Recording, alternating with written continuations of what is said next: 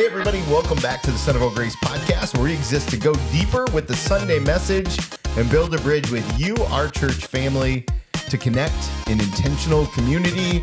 Welcome back. The gang's all here. My right, your left. Hey, I'm Dave. And I'm Dusty. And I'm Tony. We're so excited. Let's kick it off with what's happening this week. What's the highlight from your week? Dust, let's start with you. All right, this is a good one. It's not so much a highlight as it was started off as a traumatizing experience, but ended up being the funniest thing that happened all week long, which was we had, I think it was it Monday? When were the tornadoes this week? Does anybody remember? I know you guys didn't get the warnings down this side of town like we did in ours, but whatever day that was, it was somewhere between Monday and Wednesday. Shows how well I pay attention. But we get up at 4:30 in the morning, and our phones are not going off. Like usually there's an alarm on your phone that'll wake you up if there's inclement weather. Sure. That didn't happen apparently for anybody.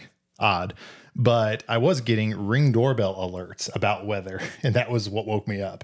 So I wake up at 4:30, and it's like, hey, get in your basement now. So we get upstairs, get the kids together, wake them up at 4:30 in the morning, and it's like, hey, this is a great way to start the day. Wake up the kids when there's 2 hours left of sleep. And the funniest thing was Declan, my oldest, just said, Mom, Dad, do we have house insurance? I said, yeah, we do. He's like, so if our house disappears, like we can rebuild it? I said, yeah, technically, yes. So that was the highlight of our week. We had a little conversation about house insurance. So everyone should have house insurance. Maybe it's a future calling for him. It might be. He also said, hey, if we go upstairs, how are we going to know if our house is still there? Can you go look and make sure our house is still there? Yeah, I think you would notice, man, if it wasn't. But so deep thoughts by Declan. It is. Wow. It is. We'll bring him onto the podcast later. That's great. That's great. What about you, Tony? For me, let's see. I had a really good week last week, actually. It was a lot of fun. Over the weekend, I got to spend 30 hours on Zoom, which was excessive. That is a lot. 3 10-hour days. But it was a really good training about conscious leadership and core energy and what does it look like to kind of work on all that stuff. And just, I pride myself on trying to be a lifelong learner. It was one of those opportunities to kind of lean into that. And then, so it was super exciting. Yeah. Great. How would you describe unconscious leadership? When it's emotive, okay. Right? And so when you're operating out of a place of reaction instead of intentionality. Oh, good. I mean, it was a little bit of a joke question, but I appreciate that you answered it and I actually learned something right there in that moment. Well, I think a lot of times leaders tend to respond to just the moment instead of responding to what they want the moment to be. Future podcast episode. Let's talk about it. It's deep. It's good. It's deep. That's what 30 hours of Zoom will get you. Wow. All right, Dave, what about you? It was a great weekend. Man, I went to a couple movies. I went to see Dune 2. A couple.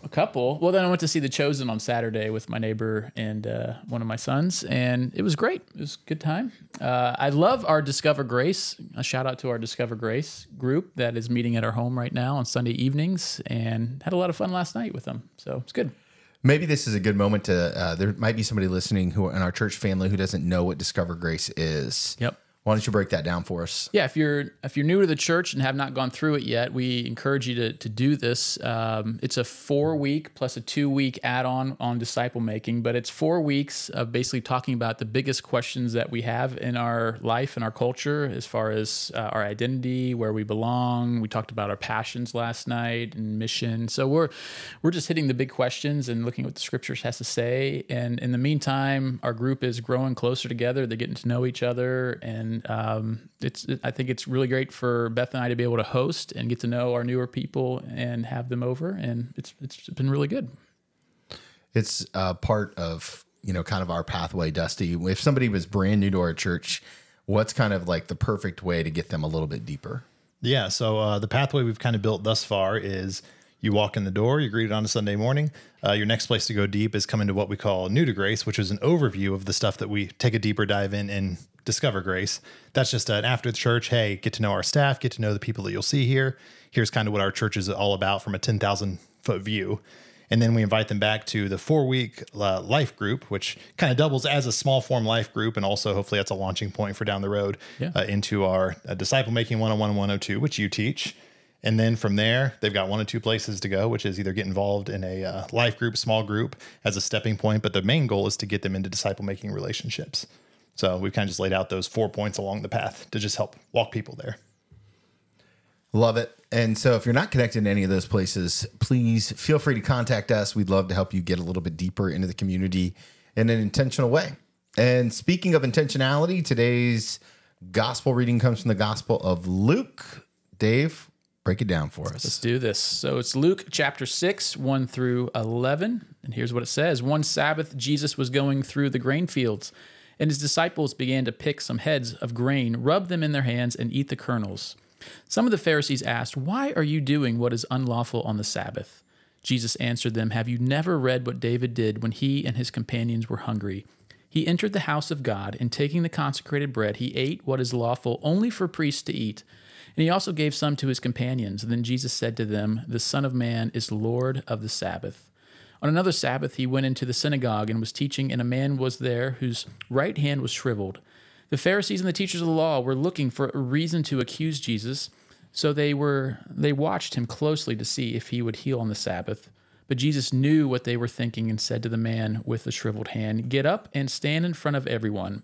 So he got up and stood there. And then Jesus said to them, 'I ask you, which is lawful on the Sabbath, to do good or to do evil, to save a life or destroy it?' Then he looked around at all of them and then said to the man, 'Stretch out your hand.' He did so, and his hand was completely restored. But they were furious and began to discuss with one another what they might do to Jesus." Now, if somebody missed the sermon yesterday, like me, I was in training. There it is. I missed the sermon. Well, True confessions right confessions in the pod, just for the podcast family. Dusty, what's a good definition of Sabbath? A good definition. I don't know if it's a good definition, but I know for me, it is purposefully setting aside a day of the week with intentionality and doing it every week. So there's a rhythm to it. Just purposefully disconnecting for the sake of being more present with the Lord and more worshipful and just in a way where I can hear from God throughout the day. So, turning my phone off, trying to disconnect. I like to go out into nature when the weather gets slightly nicer than it is right now. And just really listen to God, just be with the Lord. And I spend a lot of time with family that day. Just try to disconnect from technology and all the things that make us hurried in life for the purpose of just being aware of God's presence. Dave, anything to add to that definition? Yeah, I mean, it comes from the word, as we talked about in the sermon, Shabbat, which means to stop, cease, or rest. This is what God did on the seventh day of creation, where he ceased, he stopped his work.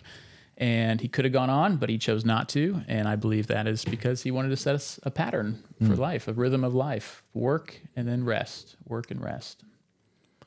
One of the unique parts about this scripture is this idea about lawful and unlawful. I'm wondering if you can kind of unpack the layers to that and why it would have been such an important I guess something that could get you arrested or accused in Jesus' time.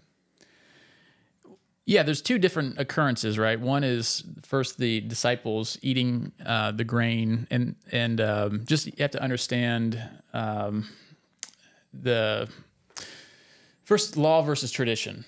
There's the law of Exodus 20, verse 8, about keeping the Sabbath and doing no work. But then by the first century, there was all kinds of traditions, found in the Mishnah that about what is work and what is not work, and these were the fences around the law. So by Jesus's day, these guys were, breaking the traditions, but not the actual law. And so to take grain from a field that's on the edges, that was not a big deal. To rub it in your hands, they saw that, oh man, that was starting to get into work and harvesting, and so that's what they got upset about. And of course, when Jesus says, "I'm the Lord of the Sabbath," that's a big statement. And that was, they understood what he was saying, that he was claiming to be God. So of course that would break their laws too, in the sense of you can't claim to be God. There's only one God, and they didn't think he was it. So, yeah. Hey, you used a word in there, Mishnah. Can you tell us a little about that? Yeah, these were just the over time, the fences, the traditions were written down and collected, and that's what the Mishnah is. Yeah, the commentary, the writings, the traditions, those things were found in the Mishnah. What would be a comparative thing to today's world? Like, is that like the Book of Prayer, Common Book of Prayer, something like that, or more like the Catechism if you're Catholic? Now I'm getting out of my. Is it like doctrine though? That's what I'm saying, right? Like, it would be considered tradition or doctrine. Tradition. Yeah. Right. From the, rabbis of the past. And so it was taken as almost like law, but yeah, something to be guarded and something to be observed. Yep. I love that. So explain the lawful and unlawful part, because I don't think in our culture today that many people would consider anything to do with church to be lawful or unlawful, and the consequences in the greater good. Can you kind of paint a picture that on what the church's role in the law had to do during Jesus's time versus today? So you're asking what our relationship is to the Old Testament law? No, more about when Jesus was there. Like the law really was like the law. It wasn't just. I mean, there were cultural consequences to what Jesus did. Because during the, am I making any sense? He's looking at me like I'm not making any sense. I think so. I'm trying to follow. Okay. I'm really trying to follow. So what I'm asking is like, I don't think many people, when they read the scripture, understand the consequences of what it meant to be lawful or unlawful in Jesus's time. Okay. And I'm wondering if you can kind of paint that picture of like why the Pharisees had so much authority in the kind of the governmental cultural structure of the world.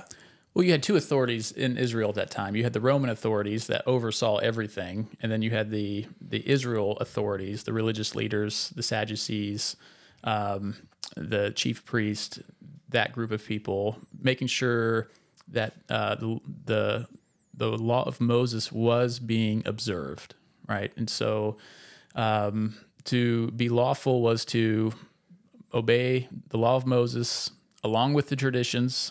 To be unlawful was to ignore those practices, and they were the keepers of the law. They prided themselves on, they observed everything down to the very nitty-gritty detail.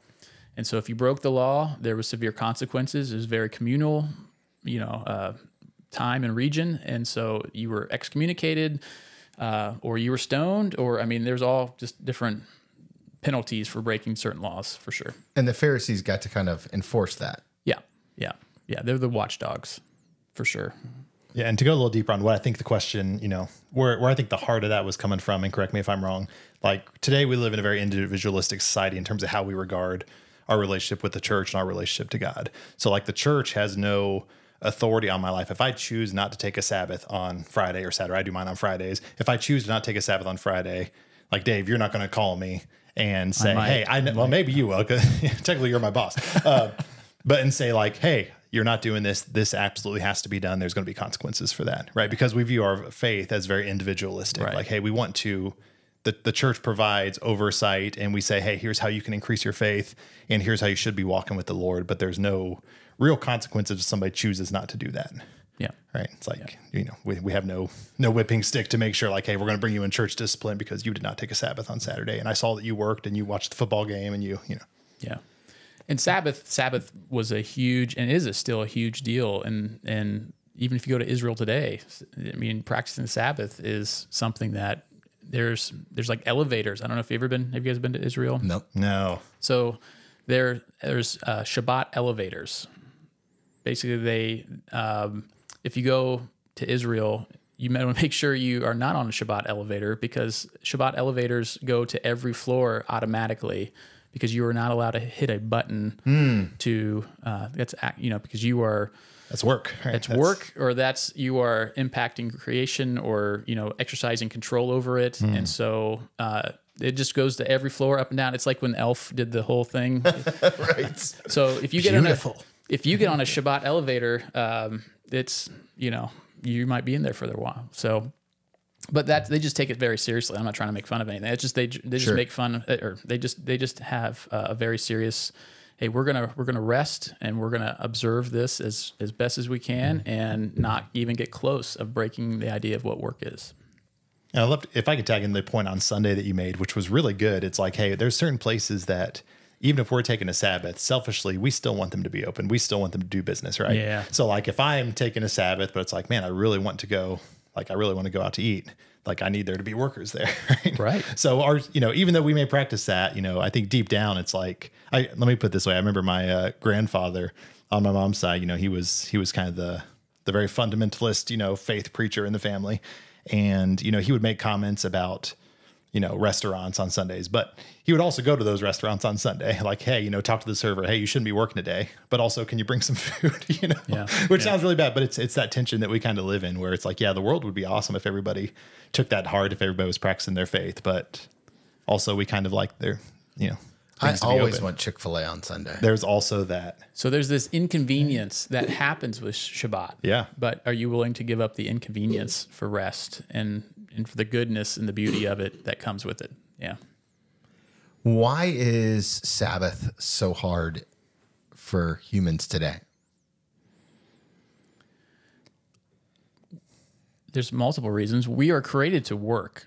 We are created to go. And some of us have greater drives than others, but we were created to work. And so to turn that off is hard for us.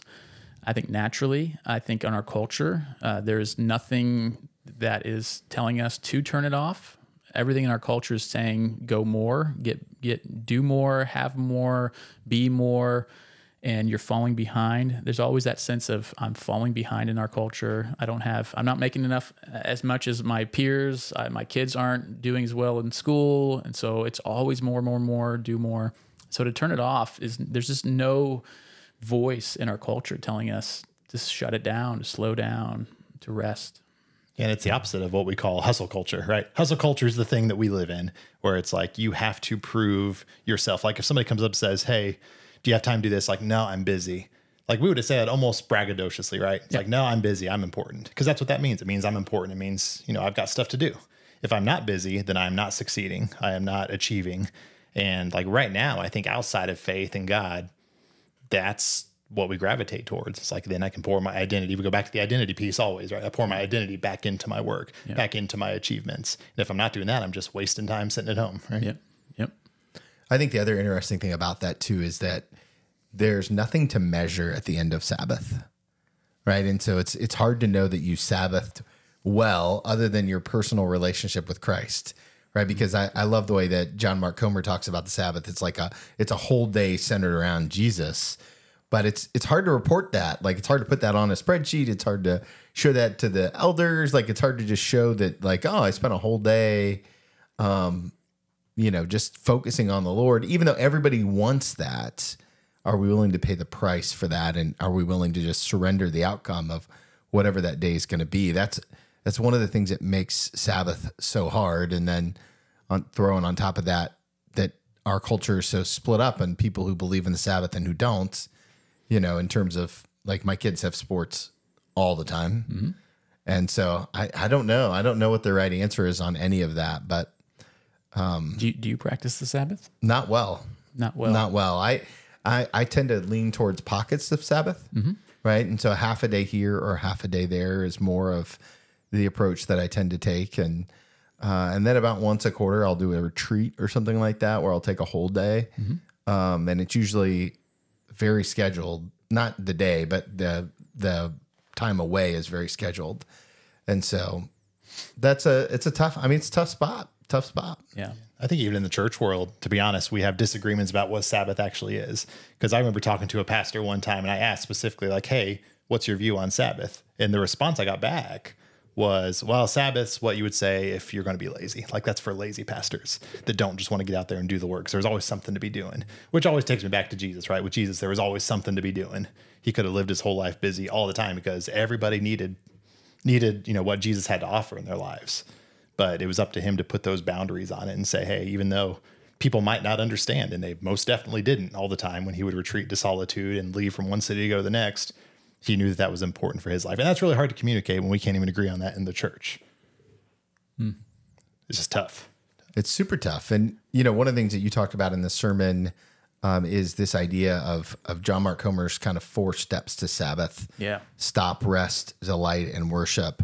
Can you kind of take us through some of the practicalities of that and how do we make that super practical and maybe use some examples from your own life?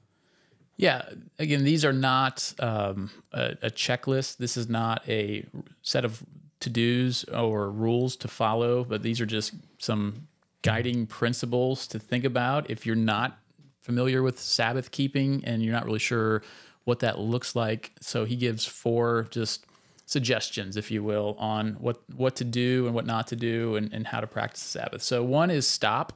The first one is the idea of ceasing and putting down things like your work, things of your worries, and even the wantings is another kind of idea of, I'm not going to shop. I'm not going to go on eBay and, for the next hour, look at things I could buy.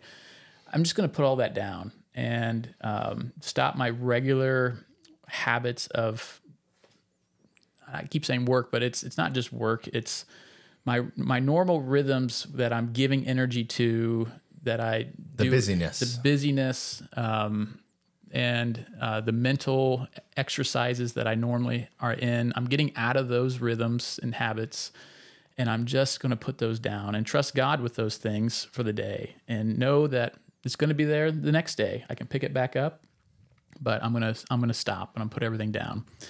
And that's just in itself is very hard, but it's an act of trust. It's an act of, we talked about liberation. It's telling my work and telling my worries and telling everything that I normally do that you're not the slave of me. You're not the boss of me. I can say no to you. And just that freeing feeling of, I'm more than this. I'm more than my work. I can stop doing it. If I can't stop, then I'm a slave to it. And it's really my identity. And it's not my identity, so I can set it down.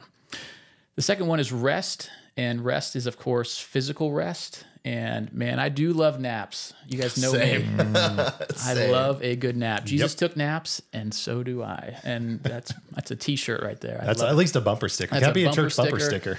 I don't see that one anywhere. Jesus took naps, and so do I. Centerville Grace Church. Yeah, that's it. I love it. I love it. Funny story. So I go home yesterday, and I take a nap.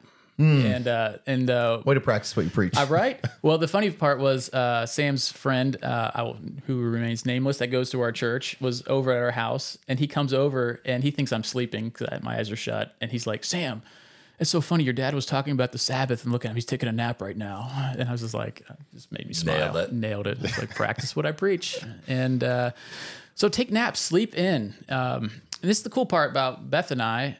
Beth allows me to sleep, takes a nap in the afternoon, usually Saturday and Sunday. If I'm being honest, I'll take a couple naps if I can. And then she takes a nap later in the afternoon on Sunday. And so we kind of trade off. But she allows me to get a little rest in, which is great, and love that. But it's not just physical rest, although that's very important to allow your body to catch up with your soul. It is also about restoration. I mean, this is the whole passage here. Jesus is doing restorative things, and they get upset with Jesus. And he's like, I'm doing good. I'm bringing life. This is what the Sabbath is all about. And they get upset with that. So doing things that restore your soul, doing things that restore your relationships, doing things that restore your heart and your mind and just your relationship with God. I mean, it's anything in that nature, go for it. It's good. It's good. So that means you can, like I take my sons out for donuts. You can have people over. Having people over is a great opportunity on the Sabbath to practice just a communal Sabbath, having a bit of a dinner party or whatever. It's a good thing to do. And then delight is the next one, and that kind of moves into delight. And delighting in God is so important, but it's also delighting in God's creation. And this is the fun part of the Sabbath. This is like the blessed part of it, right? Blessed means happy. Golf, for sure. If you can. What is work to some is not work to others, right? Sure. Golf is the most amount of stressful work you could possibly do if you're going to play a sport, all right? And that's the beauty. Pickleball? Yeah. Yes. There we go. Great. Delight, joy. I love Parks and Rec with treat yourself kind of thing. Right. It's that idea. Like, go splurge a little bit on the finer, fancier foods that you may not, be able to afford and, do all week long. But hey, treat yourself a little bit. Although I feel like you could have delivered that line with a little bit more conviction. Treat yourself. There you go. That's what I'm looking for. There we go. That's the content people come to the podcast for. Treat yourself. And, yeah, so I try to buy some snacks and some goodies that we have on Saturday morning and throughout the day. And so we eat pretty good and we sleep pretty good. And delight. Maybe it's reading, maybe it's walking out in nature, there's a million things you can do, but just find the things that bring you joy and do them. Because you have worked hard. I'm talking to people who work hard. Now, if you're lazy all week, that's another thing. Nobody in our church family is like that. But man, if you worked hard and you're, man, you need to take some time to enjoy the gifts that God has given you and allowed you to have. So there's the delight part, and then of course the worship part, and that is what Dusty was mentioning earlier, as far as just practicing the presence of God in your life, whatever brings attention and focus onto God, and allowing you to sit back in awe of His power and His grace, and just be filled with that awe and joy and peace because of His presence, makes for a very fun, full, filling day. So I love it. Yeah. Dust, closing thoughts on the Sabbath before we go to PRs. Closing thoughts. I am a big proponent of the Sabbath, even though I'm not super great at it. But I have found that with any spiritual practice, right? We were joking about this a little bit on Sunday. Why do we call it a spiritual practice? Because it takes practice. Yeah. Right. Nothing becomes a discipline until it first starts off as practice.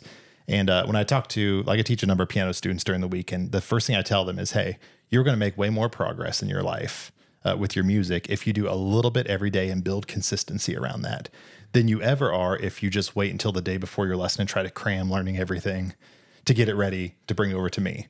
So, I think our spiritual practices work the same way, and Sabbath is no different.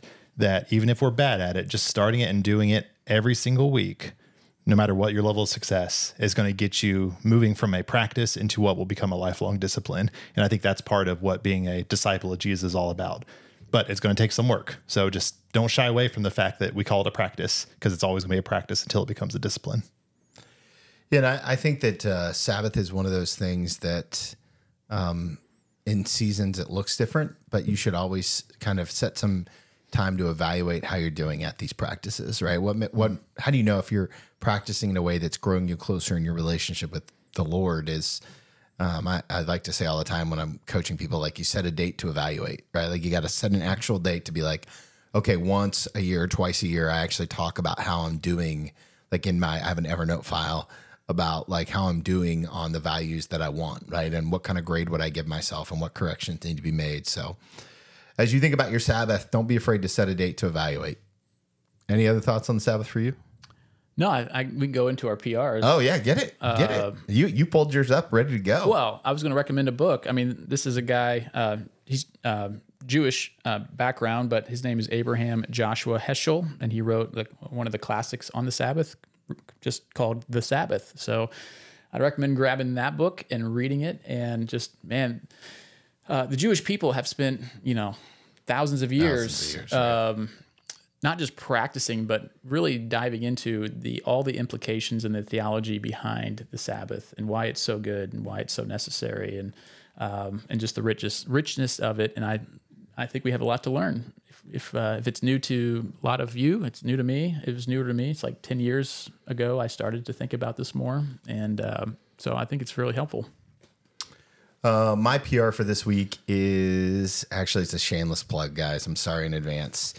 This week I rebranded my other podcast. The Reclamation podcast is now called the Follow to Lead podcast, a podcast for Christian leaders. And so I'm really excited about it. I just excited about what God is doing with all that. And we got some great conversations coming up. And I just think if you don't subscribe, I'd recommend it. That's my PR. I'm curious, by the way, how are you feeling about Thursday? So Thursday, if you're unfamiliar, we're doing a live recording of the Follow to Lead podcast with Carlos Whitaker. And how am I feeling about it? I'm excited.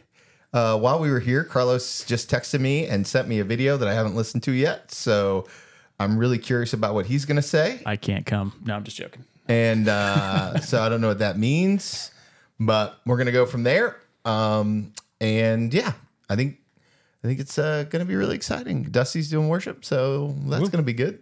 Yeah. Just right there. It's worth a ticket. Worth the price of admission right Clearly. there. Which is free. Which is free. You get what you pay for, all right?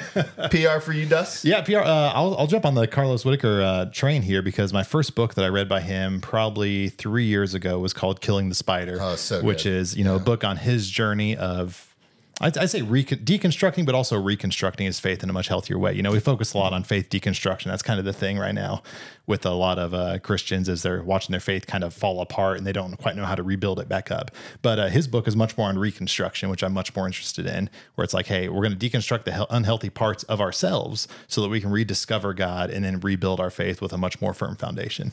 And his book does a great job just telling his personal testimony through that. Love it. Friends, that's our podcast for today. As always, we're so thankful to have you be a part of our church family. And go make disciple makers. We'll connect with you guys real soon.